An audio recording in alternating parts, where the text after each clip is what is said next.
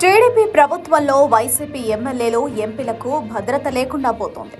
పొంగునూరులో ఎమ్మెల్యేగా పెద్దిరెడ్డి రామచంద్రారెడ్డి, రాజంపేట ఎంపీగా ఆయన కుమారుడు మిథున్ రెడ్డి మరోసారి ఎంపీగా గెలిచినా వారిని మాత్రం తమ ఇళ్లకు రాకుండా టీడీపీ క్యాడర్ అడ్డుకుంటోంది. ఇవాళ మరోసారి అదే పరిస్థితి రిపీట్ అయింది. పొంగునూరు పట్టణం టీచర్స్ కాలనీలో వైసీపీ మాజీ ఎంపీ రెడ్డప్ప ఇంటిపై టీడీపీ కార్యకర్తలు ఇవాళ రాళ్ల దాడికి దిగారు. అయితే ఎంపీ రెడ్డప్ప నివాసానికి రాజంపేట ఎంపీ మిథున్ రెడ్డి చేరుకోవడంతో ఆయన కూడా లక్ష్యంగా చేసుకుని కార్యకర్తలు రెచ్చిపోయారు.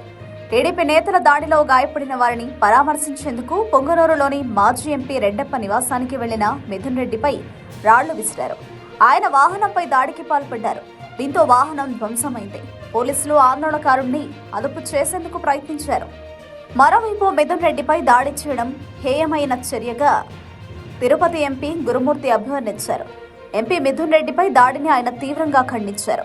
ప్రజాస్వామ్యబద్ధంగా ఎన్నికైన ఒక పార్లమెంటు సభ్యునికే రక్షణ కల్పించలేని ఈ ప్రభుత్వం సామాన్య కార్యకర్తలకు ఏ విధమైన రక్షణ కల్పిస్తుందని ప్రశ్నించారు.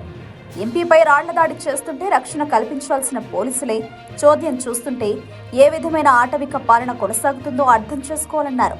గతంలో ఎన్నడూ లేనటువంటి సంస్కృతిని నేటి పాలనలో చూస్తున్నామని, అధికారం శాశ్వతం కాదని గుర్తుంచుకుంటే బాగుంటుందన్నారు.